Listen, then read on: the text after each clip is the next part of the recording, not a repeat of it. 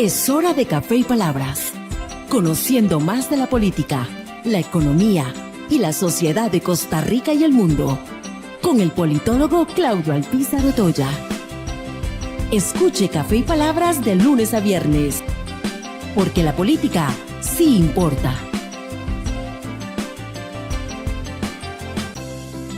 ¿Qué tal, amigos? Bienvenidos a Café y Palabras. Es un gusto compartir con ustedes por medio de Ticavisión Radio, Ticavisión Televisión, a través de la página de YouTube de nuestro canal de Café y Palabras, así como también en las plataformas del Facebook Live de Café y Palabras y la personal.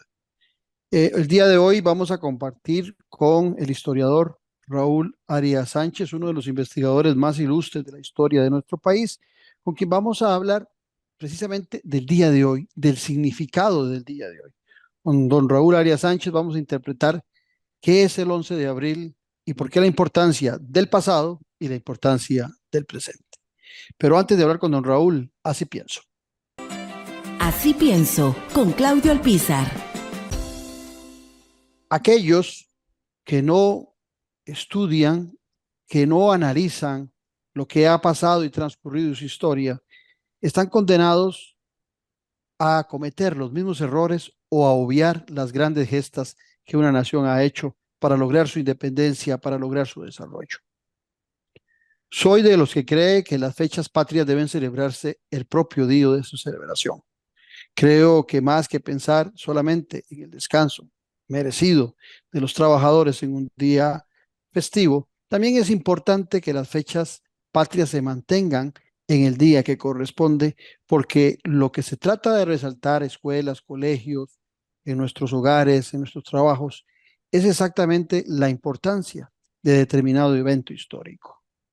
La historia nos muestra hacia dónde deben ir los pueblos después de haber superado grandes batallas, grandes discusiones y sobre todo para no cometer errores del pasado que nos puedan llevar a una situación conflictiva.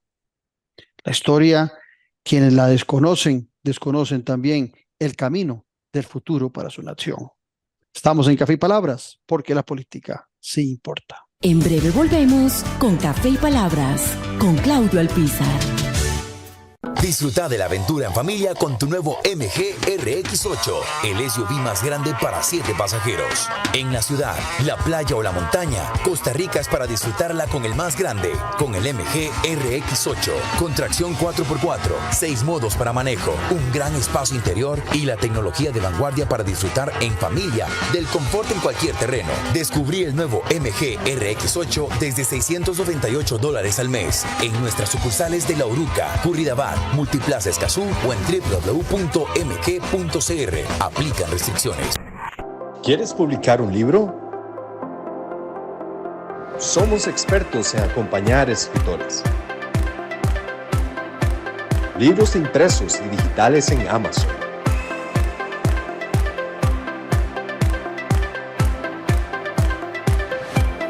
Contáctenos jadecr.com.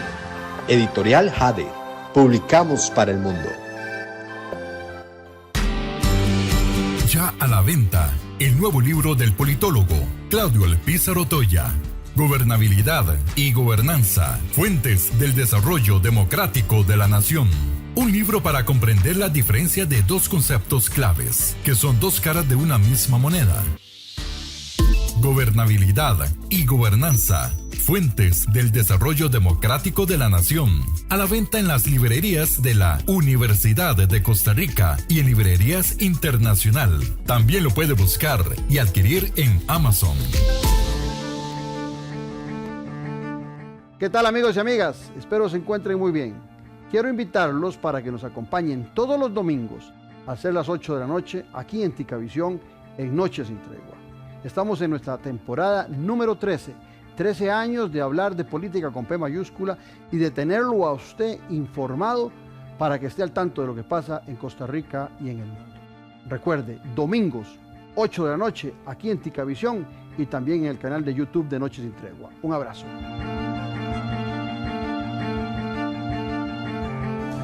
Estamos de vuelta en Café y Palabras, con el politólogo Claudio Alpizar.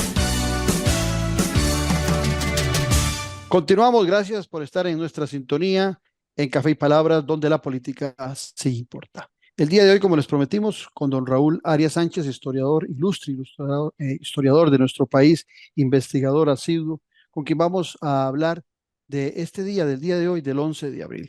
Raúl, primero, antes de arrancar el tema, agradecerte la gentileza de atendernos y el gusto de poder compartir con vos micrófonos y cámaras.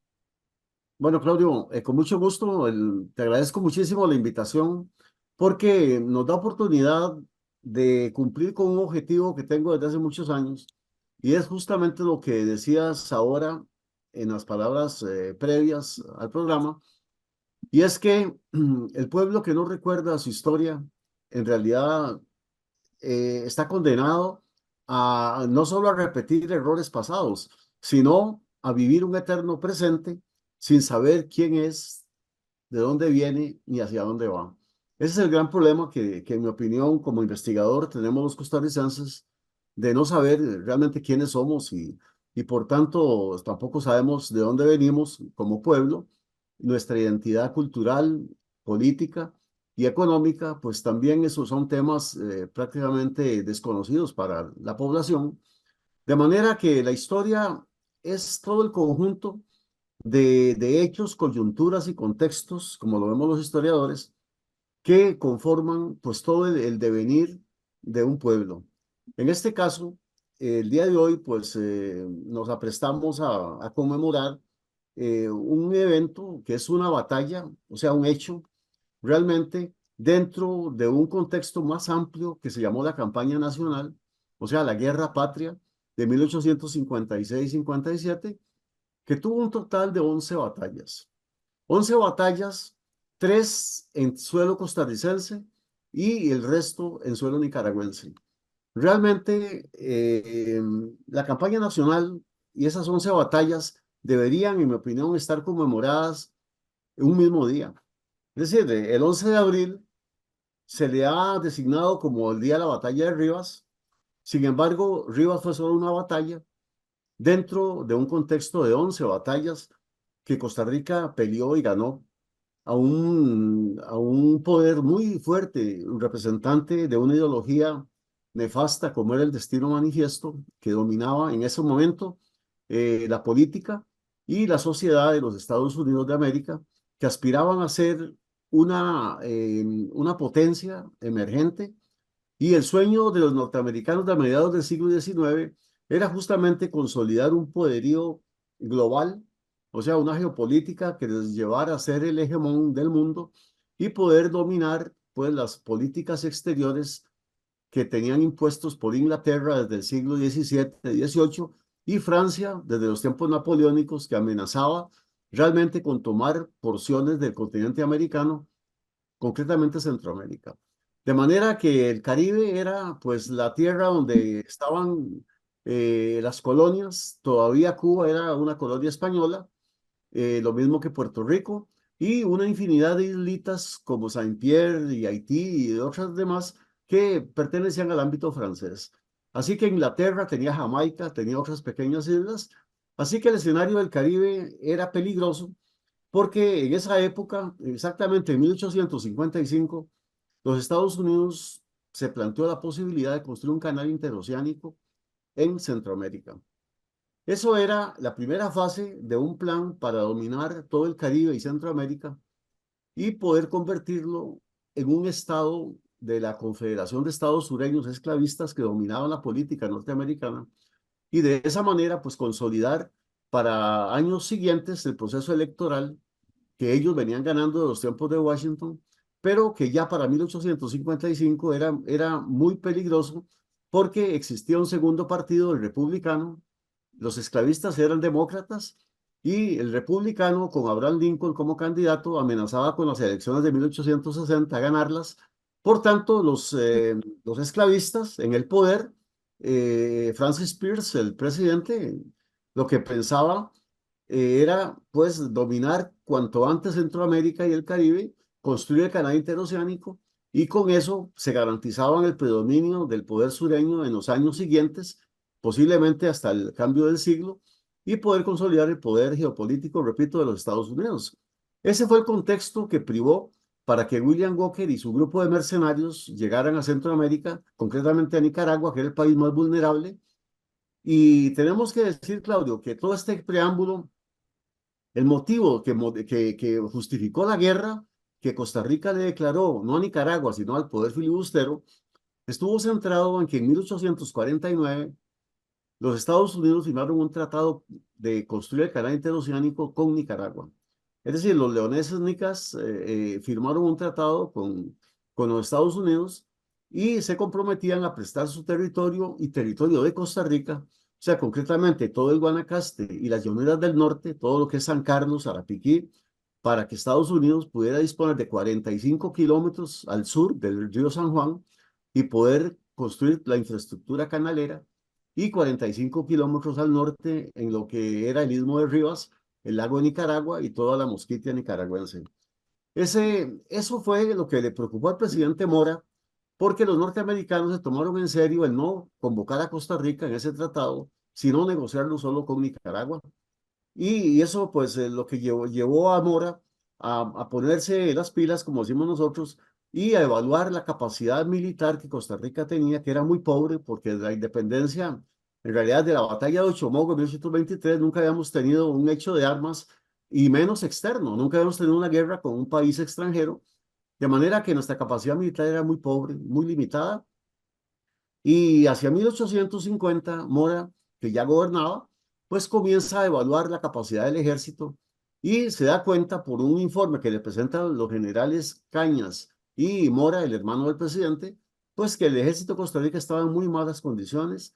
Teníamos un armamento que era de fusiles muy anticuados del siglo XVIII, que prácticamente muchos no disparaban ya, y los soldados pues no eran soldados, eran policías que pasaban en los cuarteles todo el día sentados, y como decía el presidente Mora, lo que están haciendo es echando panza en vez de estar preparándose físicamente, y eso pues obviamente era preocupante porque hay un soldado sin disciplina militar. Preparación.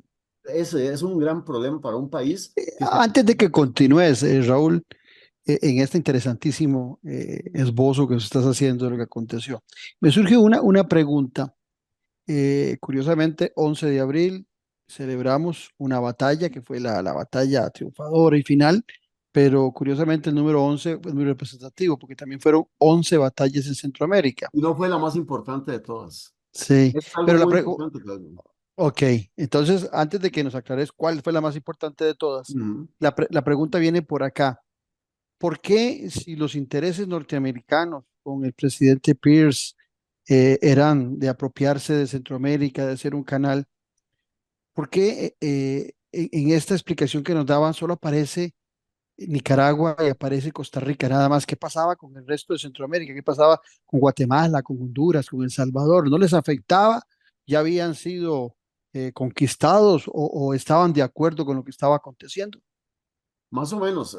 Mira, Claudia, la pregunta es muy válida y qué bien que la hagas, porque ¿qué ocurría mientras William Walker, que llega a Nicaragua en 1855, en mayo de ese año, se pone a las órdenes de los liberales y se dedica a emprender una guerra interna en Nicaragua, guerra civil contra los granadinos, que eran los opositores de los liberales, y en 6 meses logra pacificar Nicaragua, William Walker con sus tropas, y entonces forma un gobierno de unidad nacional entre liberales y conservadores que eran enemigos a muerte, no podían verse, pero los obligó a sentarse en la misma mesa y hacer un solo gobierno, y él se garantizó ser el ministro de guerra, él, William Walker, de manera que los puestos subalternos del mismo presidente, don Patricio Rivas y todos los demás puestos eran segundones, porque él era el dueño del ejército, y en el Ejército Nacional de Nicaragua solamente podían estar tropas que hablaran inglés perfectamente. Eso dejaba por fuera el 99.99% de los nicaragüenses, ¿verdad?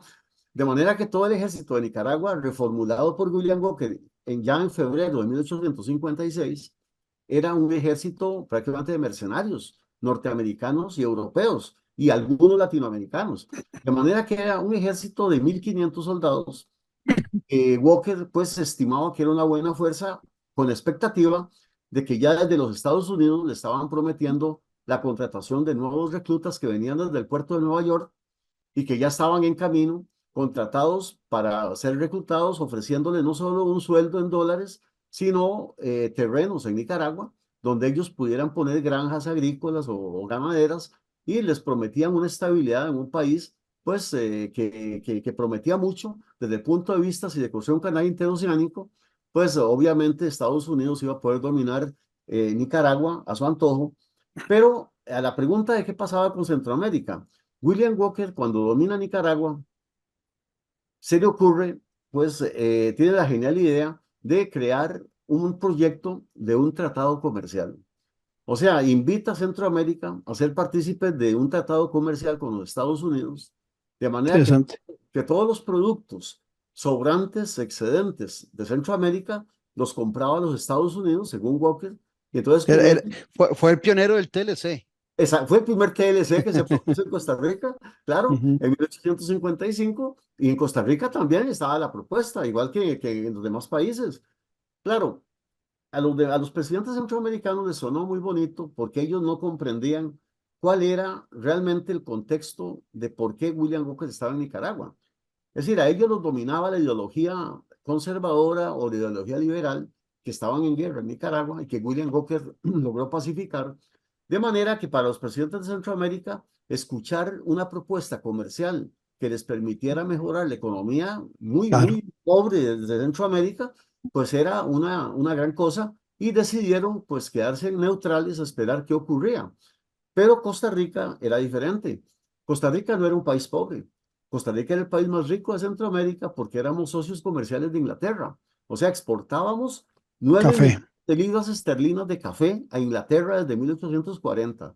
Yo tengo por ahí la estadística de la exportación de café en Londres, un librito que se editaba hacia 1853, y se dice que Costa Rica es el cuarto exportador del mundo en café al mercado globalizado inglés.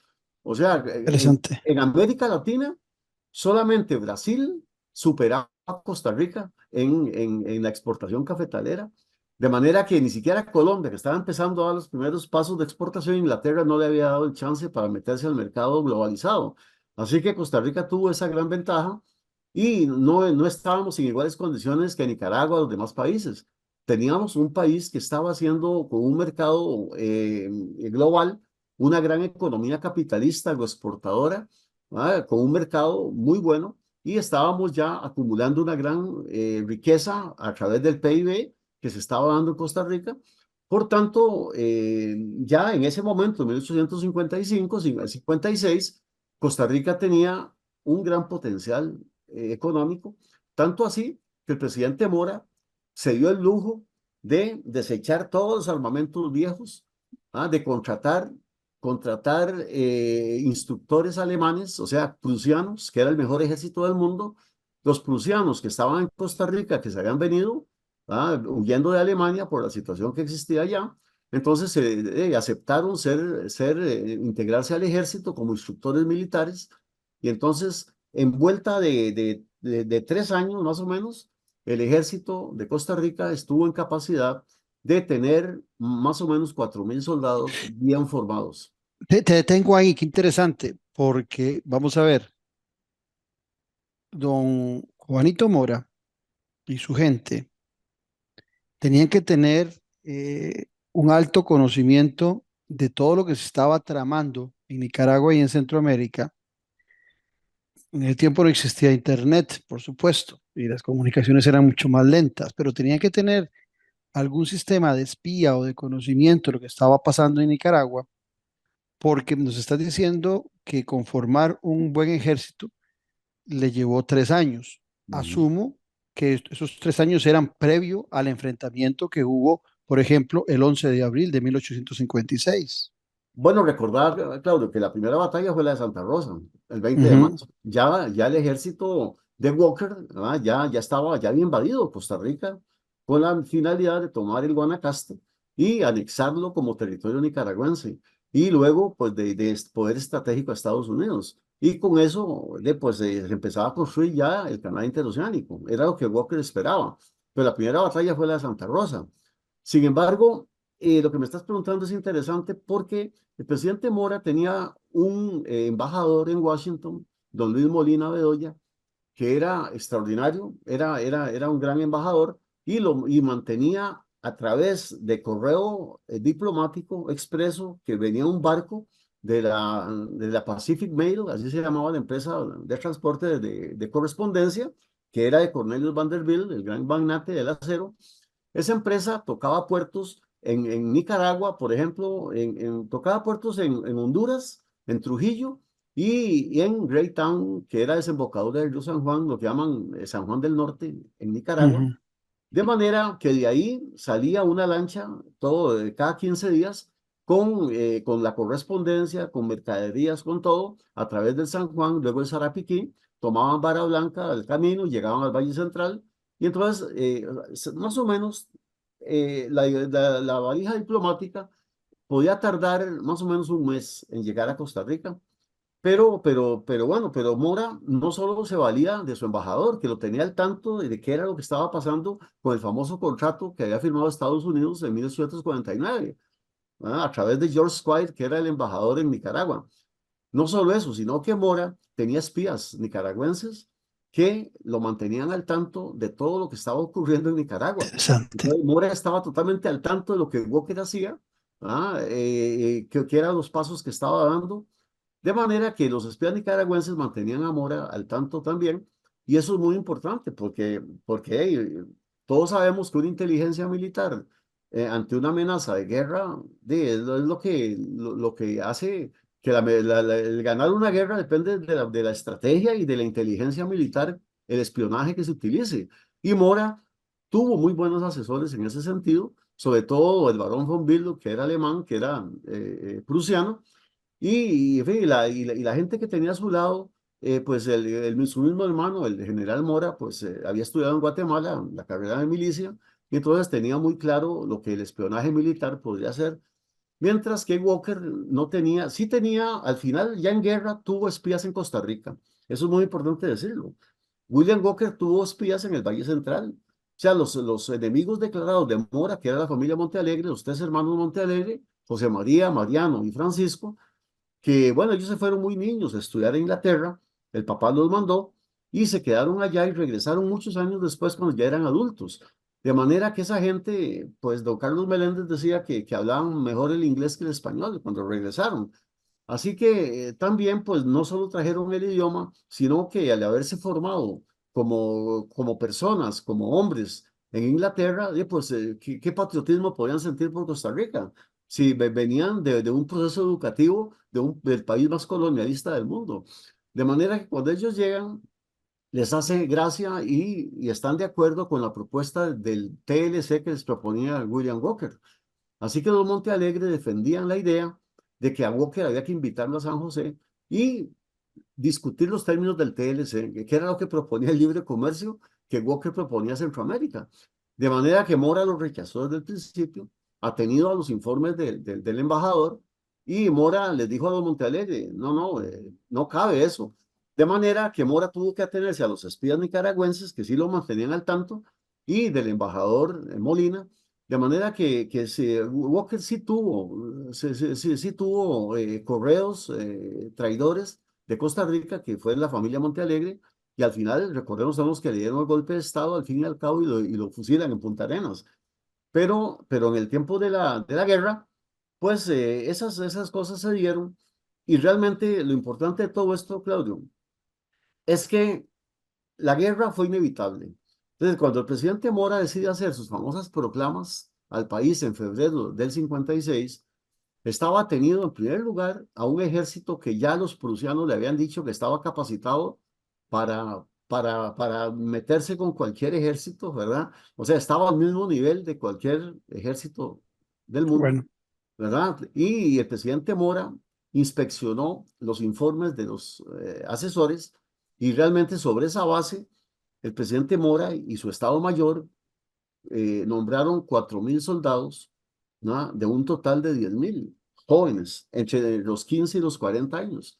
Pero los 4.000 escogidos que llamaron el Ejército Expedicionario de Operaciones, que fue al fin y al cabo el que perdió las batallas, pues eran gentes, hombres con una serie de condiciones. Primero, tenían que ser solteros. Y si no eran solteros, que fueran casados sin hijos. y si tuvieran hijos, que no tuvieran más de uno. Es decir, la idea era, no, si lo mataban, no causar la tragedia familiar de que tuviera 10 hijos, 9 hijos, era un problema. De manera que tenía esas condiciones entre 15 y 40 años y que supieran disparar, que fueran buenos cazadores, que tenían Y era debían voluntario. voluntad. Sí, bueno, la mitad del ejército era sueldo, era ya militares de carrera que ya tenían sus puestos desde hace años y tuvieron que ser procesados dentro del contexto del entrenamiento prusiano, pero la mitad del ejército eran voluntarios, ¿verdad? Que llamaban milicianos. Esos milicianos tuvieron que formarse en las tres áreas, en artillería, o sea, en cañones, en infantería, que eran los soldados de a pie, ¿verdad? Los de las batallas de a pie, y en caballería. La caballería normalmente estaba reservada para oficiales que ya tenían carrera militar y que pues era un rango de privilegio, digamos, de formar parte de la caballería, debían tener un rango de oficial, es decir, tenían que ser de teniente, capitán para arriba, para poder aspirar a ser de caballería. La mayoría eran de infantería, de manera que los 4.000 soldados fueron seleccionados y así es como, pues, el 4 Y, de marzo de 56 sale el ejército a la primera campaña. y en ese ejército que sale, que los costarricenses, nos decías al principio de esta extraordinaria conversación, participamos de 3 de esas 11 guerras. En esas 3 guerras, los soldados Tres solo batallas, participaron. fueron 11 batallas en total, Ok, 3 en el suelo costarricense, ok, pero lo que y pregunta es además en esta. Nicaragua.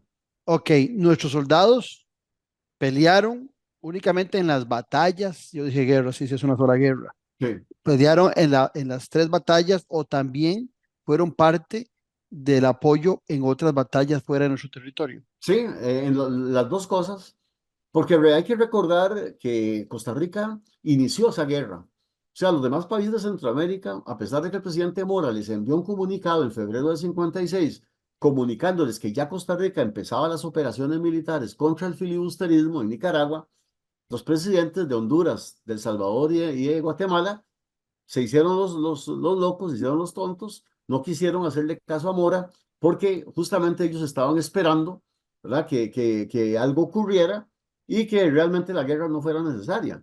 Es decir, ellos dejaron solo a Costa Rica, de manera Ah, que en marzo del 56, cuando ya el ejército, los soldados salen del Valle Central, llegan a Punta Arenas. En Punta Arenas, bueno, es muy interesante esto. En el Valle Central se queda una división eran 1.000 soldados.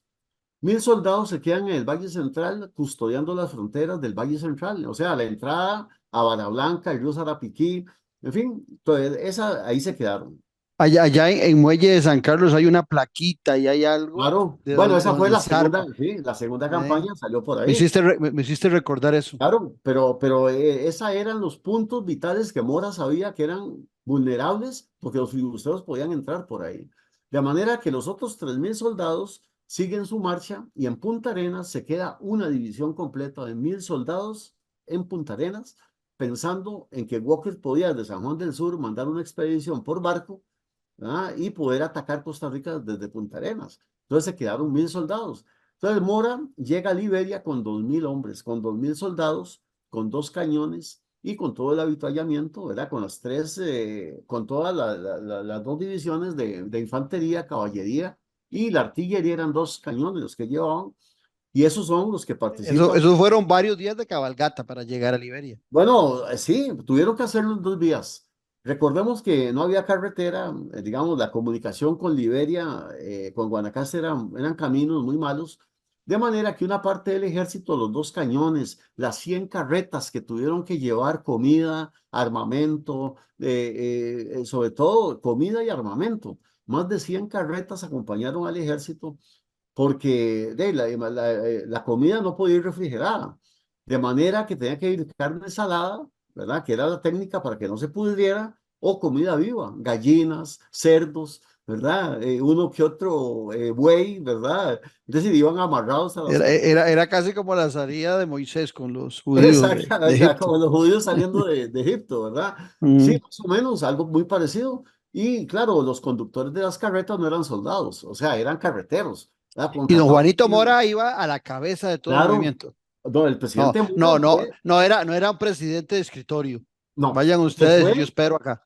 no, él se fue con el ejército, ¿verdad? Y llegó a Liberia con los 2.000 soldados, con las 100 carretas. Bueno, una parte se fueron por tierra, ¿verdad? Con las carretas, y otra parte de los soldados tuvo que atravesar el Golfo de Nicoya, ¿verdad? Y salir al lado de Nicoya, ¿verdad? En el brazo del Golfo, tuvieron que salir ahí por Bolsón, por ese lado. Entonces, ahí una parte de los soldados en lanchas, con su armamento, con su equipaje y sus armas, pues se fueron en botes, de manera que por las 2 vías pudieron llegar hasta Liberia, y los 2.000 soldados se encontraron en la Plaza Mayor de Liberia, donde está el parque actualmente de Liberia, y ahí montaron tiendas de campaña y ahí se Ya, estacionó el ejército. me hablaste de 4.000 soldados. 1.000 Sí, se quedan en Punta Arenas. así es. dos Y mil llegan a 2.000 a Liberia. ¿Y los otros 1.000? ok, no, por eso, 1.000 se quedan en el Valle Central, 1.000 en Ah, ok. Punta No, Arenas, eso, y esos son eran los dos que me mil hacían, esos son los que me hacían Ok, falta, los 1.000 que se claro, quedan en el Valle los otros Central. 2.000 son los que llegan a Liberia. Ok. De esos 2.000 es que salen 700, lo que llamaban ellos un batallón. Un batallón es lo que se deriva después de la división, ¿verdad? O sea, Exactamente. la división, antes y ahora los ejércitos siguen siendo iguales, ¿verdad? O sea, la estructura militar es igual. Las divisiones se dividen en batallones, los batallones se dividen en compañías, y las compañías se dividen en piquetes o en unidades más pequeñas, ¿verdad? Porque sirven para dispersarse. De manera que un batallón de estos, que le llamaron Guardia de la Constitución, así se llamaba el batallón, fue el que combatió en Santa Rosa, y ahí demostró la capacidad militar del ejército, puesto que a las tropas de Walker las batieron en 14 minutos, ¿verdad? O sea, las tropas de Walker nunca pensaron que iban a enfrentar a un ejército poderoso, y los hicieron barridos en 14 minutos en Santa Rosa, tanto así que Schlesinger y toda su oficialía tuvieron que salir huyendo en los primeros 10 minutos, porque se dieron cuenta que no tenían nada que hacer. Así que, Interesante. Les había sido muy fácil el trabajo en Nicaragua y en el resto de Centroamérica por sí, algún grado de entreguismo de los poderes en esos sitios. claro, o sea, en realidad en Nicaragua, Walker pues tuvo, bueno, los leoneses recibían armamento de los Estados Unidos también, de manera que con Walker y sus mercenarios, más todo el armamento que recibían, tenían ventaja sobre los granadinos y les ganaron todas las batallas, ¿verdad? De manera que ellos pensaban que en Costa Rica iba a ser el mismo cuento. Pues la misión de Schlesinger era tomar Liberia, y ya comunicarle a Walker que ya el Guanacaste estaba tomado, y de ahí Walker le mandaba al Congreso de Estados Unidos una nota diciendo que ya podían aprobar el canal interoceánico para comenzar ya con Guanacaste y las llanuras del norte a considerarlo territorio estratégico de Estados Unidos, ¿verdad? Walker Eso nunca entró a Costa Rica. nunca entró a Costa Rica. Se William mantuvo Walker ujú. siempre se mantuvo en Granada, que bueno, Él se había autodenominado presidente en Nicaragua en algún momento, ¿no es cierto? sí, claro, en julio del 56, después de la Ujú, primera campaña. Todo esto que estamos hablando se llama la primera campaña. ¿Por qué? ujú. Porque son 3 batallas, dije yo, ¿verdad? La Sí, primera correcto. fue la de Santa Rosa. Ok, una vez ganado Santa Rosa, el ejército de Mora, envalentonado, bueno, ya habían vencido a los filibusteros, Mora decide entrar a Nicaragua, y entonces en Zapuá hace una proclama para los nicaragüenses diciendo, ¿verdad? Que hermanos nicaragüenses, aquí estamos los ticos, ¿verdad? Para defenderlos a ustedes y combatir al enemigo autoritario norteamericano, que era William Walker. Y a partir de ahí Mora ingresa a Nicaragua. Pero claro, lo que pasa es que ya William Walker había mandado tropas por el río San Juan, y entonces Mora lo sospechaba y lo previó, pero no estaba seguro. Y es que una parte de filibusteros entraron por el río Sarapiquí. Sin embargo, que los filibusteros creyeron que iban a poder llegar hasta Sarapiquí, ¿verdad? Por el río, desde la Trinidad, que es un punto que está en la desembocadura del río San Juan, y ahí se quedaron los filibusteros esperando órdenes. Pero, mientras tanto, en el Pacífico, en Zapoá, en la frontera, en Peñas Blancas, Mora deja 500 soldados custodiando la frontera hasta un pueblito que se llama Cárdenas, que está a un lado, cerca del lago. Y entonces esos 500 soldados y el resto, o sea, 1.500 soldados siguen hacia Nicaragua.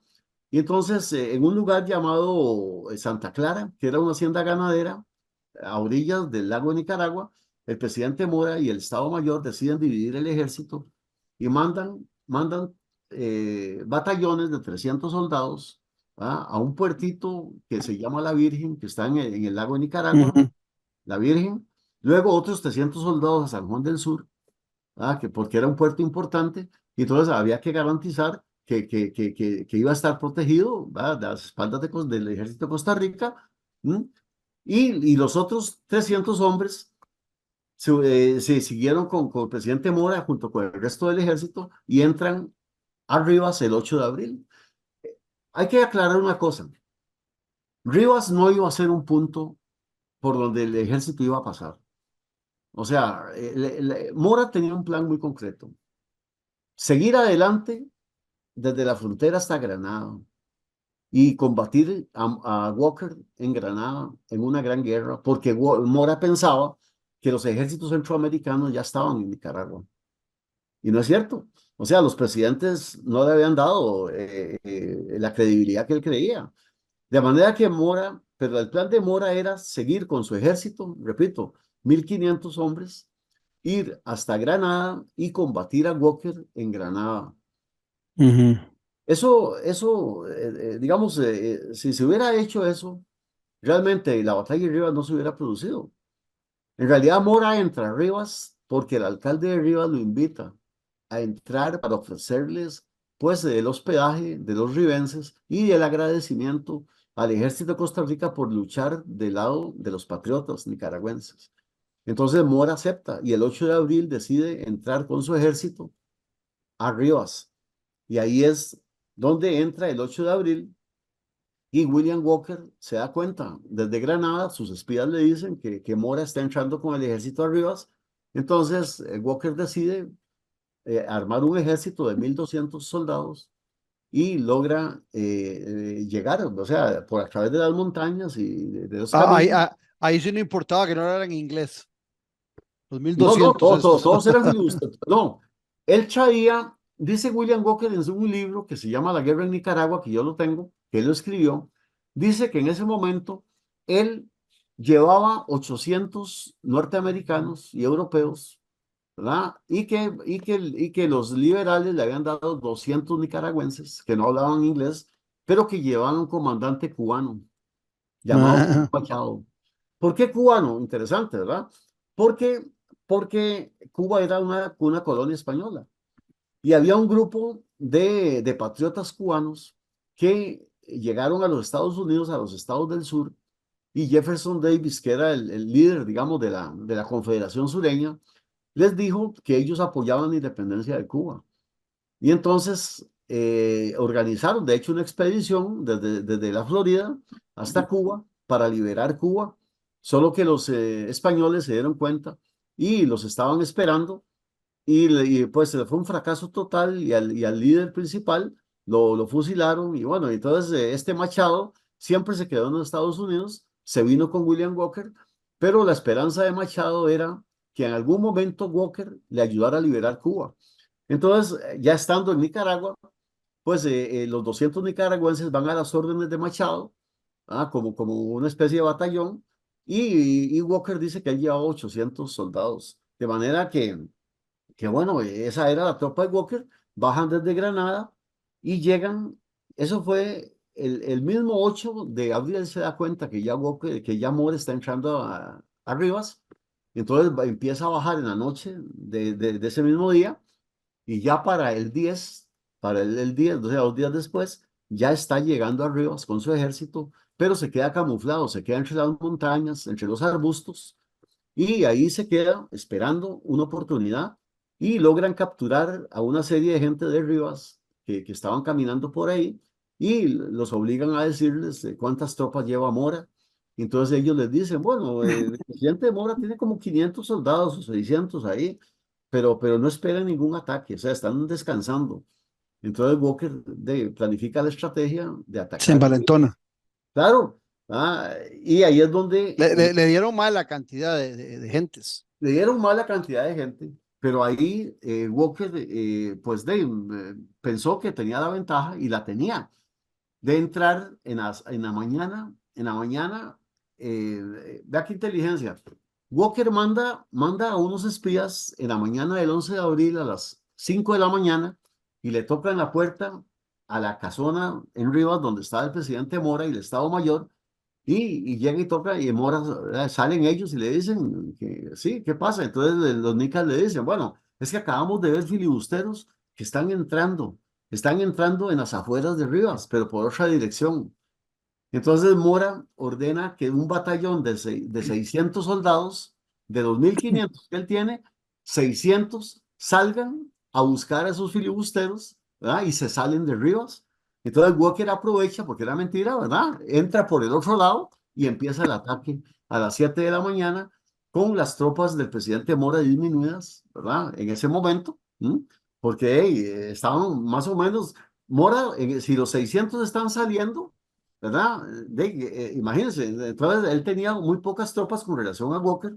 Walker entra a través de la iglesia, entra por el norte, toma la iglesia, toma la calle del Cabildo y todo lo que es la Plaza Mayor, y todos los edificios entran en una sola carrera con los líderes, con los comandantes norteamericanos, que son 3, más Machado, que entra por la calle del Cabildo, que es la más externa, con los 200 nicaragüenses, que son los que entran de primero.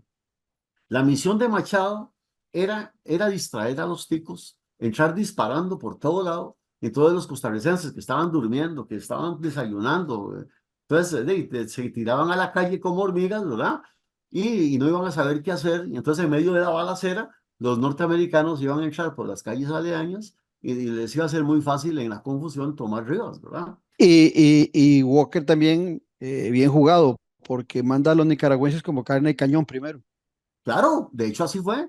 Claro, y ahí, en ese punto, donde la gente de Machado entra, los nicas entran con Machado, Machado iba a caballo y llevaba una bandera de Cuba. Llevaba la bandera de Cuba, él. Pero cuando ellos entran a Rivas, había un centinela, ¿verdad? Custodiando donde empieza la Plaza Mayor, y llega un oficial, antes de que comenzara el asunto, llamado José María Rojas, el capitán José María Rojas, llega a hablar con el centinela, y en eso ven a la distancia, como a unos 400 metros, donde están entrando las fuerzas de Machado, y se da cuenta que son filibusteros. Entonces Rojas le pide el rifle que era un Enfield 53 de inglés, de armamento que había comprado Mora en Inglaterra, un rifle que tenía 400 metros de alcance con balas Minié, tenía una gran precisión, eran los rifles del ejército inglés. Y entonces José María Rojas, se para en media calle, y apunta con su rifle y espera a Machado que esté ya a tiro. Cuando Machado viene en el caballo a galope, le suelta el balazo y se lo pega en la frente. Entonces Machado da vuelta muerto, ¿verdad? Con todo y bandera, y el caballo se cae y todo.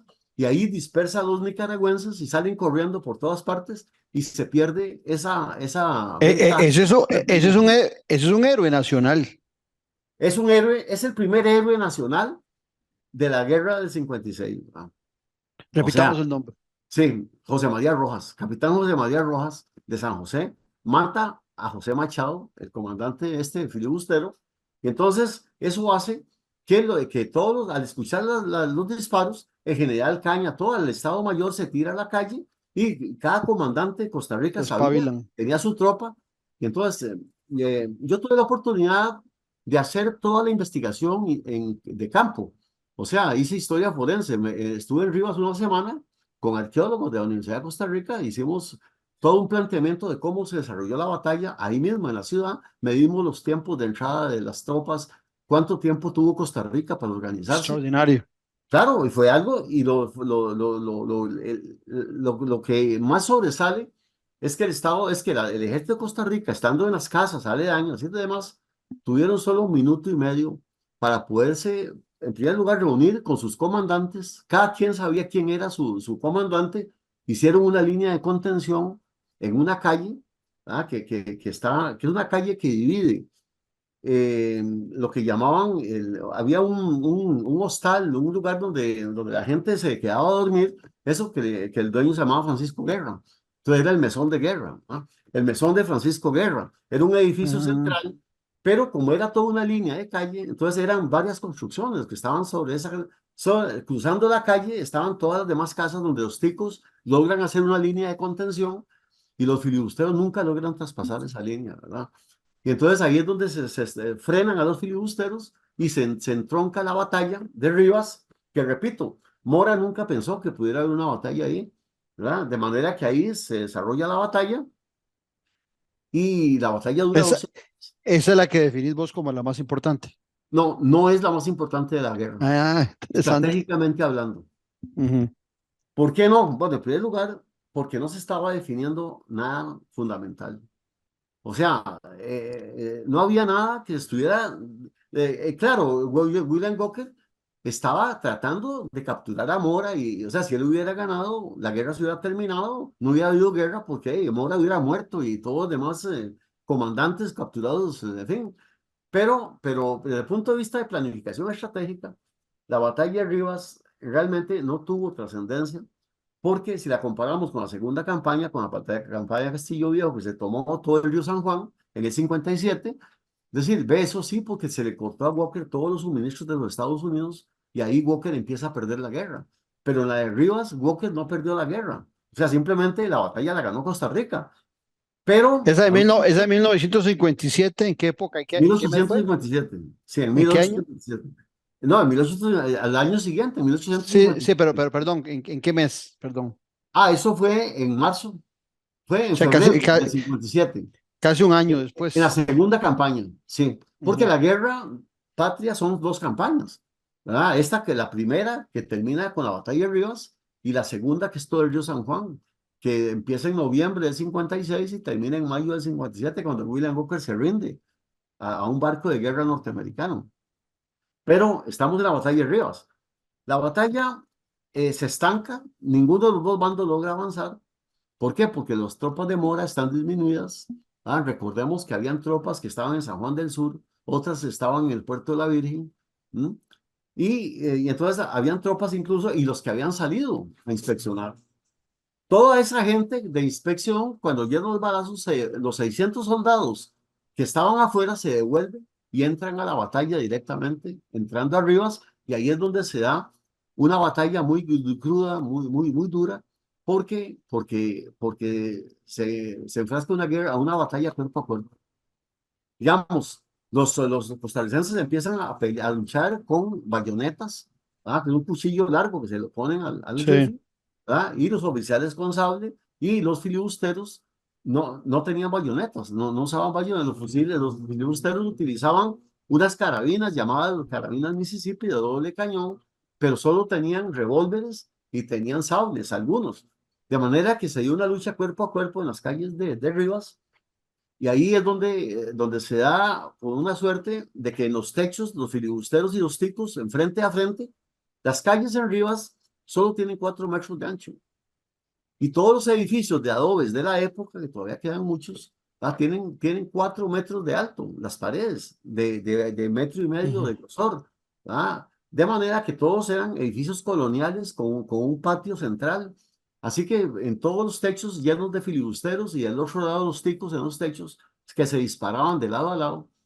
De manera que fue una lucha muy fuerte, cuerpo a cuerpo, y se veían prácticamente unos a otros para matarse. Y la batalla pues dura 12 horas. Desde las 7 de la mañana que invade Walker, termina hasta las 5 de la mañana del día siguiente. Cuando William Walker tiene que retirarse porque se queda sin soldados, William Walker dice en su libro, dice que le han matado a 14 oficiales y 186 soldados, ¿verdad? Y que él no entendía por qué Costa Rica tenía poder de fuego tan alto. Eran por los fusiles Enfield 53, que eran superiores a los de él. Pero él no lo sabía hasta después. Entonces él dice en el libro que ante una muerte tan grande de sus oficiales y cada soldado vivo que le quedaban 3 balas, ya a las 12 de la noche decide salir de Rivas y irse para Granada. Llega a Granada muy maltrecho, con muchos heridos, pero sin embargo él se queda ahí. Eso fue, obviamente, eso fue en abril del 56.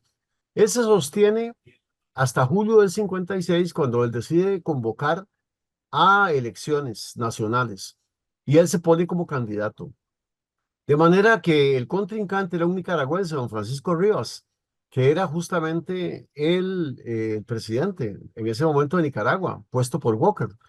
Pero William Walker pasa como reglamento electoral, pues el estatuto diciendo que, bueno, que realmente para poder votar en esas elecciones nicaragüenses en Granada, tenían que ser nicaragüenses que estuvieran ligados directamente al gobierno, o si no, tenían que ser todo el que pudiera hablar en inglés perfectamente. Y entonces, eso excluía a todos los campesinos que vivían por los alrededores, y eso molestó mucho al señor Rivas. Y las elecciones, pues, siempre se hicieron, y obviamente William Walker es declarado ganador del proceso por el embajador de Estados Unidos, llamado John Wheeler, y ahí es donde ya el señor Rivas y todos los leoneses se dan cuenta que los planes de Walker no es gobernar con ellos, sino gobernarlos a ellos, junto con todos los planes del Destino Manifiesto, y deciden llamarlo traidor, y se separan y comienzan la guerra directa ya de los nicaragüenses liberales contra William Walker, y se unen a Costa Rica. Ahí es donde viene la unión con Costa Rica. Los ejércitos de Honduras, El Salvador y de Guatemala ingresan por la frontera norte, y ahí es donde se unen ya a los liberales de Nicaragua. Y Costa Rica, pues también las tropas, de una vez tomado el río San Juan en marzo del 57, todos se unen y se encuentran en San Jorge, que es un pueblo que está al lado del lago de Nicaragua, y ahí pues deciden combatir en conjunto bajo las órdenes del general José Joaquín Mora, costarricense, como jefe de los ejércitos. Y ahí es donde Walker se refugia en Rivas en principios de abril del 57, o sea, un año después de la batalla del 11 de abril. Y ahí es donde él se hace fuerte en Rivas, y desde principios de abril hasta el 1 de mayo es que un barco de guerra de Estados Unidos pues intercede para que William Walker salga con vida, y el capitán del barco pues negocia con los centroamericanos y se lleva a William Walker sano y salvo, con toda su oficialía extranjera norteamericana. Y William Walker regresa a Estados Unidos como un gran héroe, dando conferencias y planificando las segundas incursiones, que llega 2 veces más a Nicaragua, pero ya no tiene la fuerza necesaria, ya no tiene el apoyo necesario del gobierno de Estados Unidos, y finalmente en la tercera ocasión es capturado en Trujillo, en Honduras, y es fusilado, está enterrado en Trujillo. Pero en abril del 57, el 1 de mayo, después de más de un mes de estar en batalla directa, es que Walker se rinde, y ahí se acaba la guerra, y los ejércitos ya regresan a sus países. ¿Qué reflexión harías para cerrar el programa en un par de minutos sobre la importancia que tiene esta gesta heroica, que va más allá de la minimización que se ha hecho con la figura de Juan Santamaría, a quien se le reconoce, pero que es mucho más grande la cantidad de héroes y las batallas que se libraron? Pero ¿qué reflexión harías en ese marco, y partiendo de la actualidad que vive el país, como una fuerza que debería tener esa historia en el devenir y en la existencia de nuestra nación hoy por hoy? Bueno, para mí como historiador, como investigador, yo diría que después de investigar estos temas durante tantos años, más o menos 25 años de investigar estos temas, incluyendo la campaña nacional, pues llegar a los detalles más pequeños, incluyendo realizar la reconstrucción de las batallas en suelo nicaragüense y costarricense, pues me atrevo a decir que la campaña del 56 como un todo debería ser conmemorada el 11 de abril, aprovechando que es la única fecha que se conmemora realmente algo de esa gran guerra que tuvimos, guerra patria, pero que el 11 de abril sea, o debería ser, la conquista de la soberanía nacional en 14 meses de guerra, en una guerra completa donde 1.200 costarricenses dieron su vida heroicamente, y todos los demás que combatieron tuvieron pues la suerte de no morir ni salir heridos.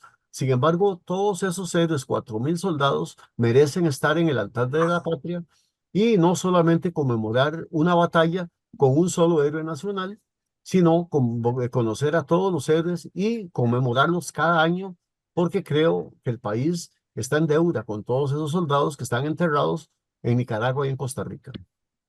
Y volver a pasar el 11 de abril, a festejarlo hoy 11 de abril, y no pasarlo para cualquier fecha como que si fuese No, una el fecha 11 de poco abril, significativa. el 11 de abril debe seguir siendo el 11 de abril. Yo Perfecto. concuerdo con vos en el sentido de que las fechas patrias tienen que celebrarse el día que son. Es decir, el día que se conmemoran, históricamente hablando, Claro. tenemos que conmemorarlas. ¿Cómo le vamos a pasar solo para que los empresarios de hoteles tengan más ganancia?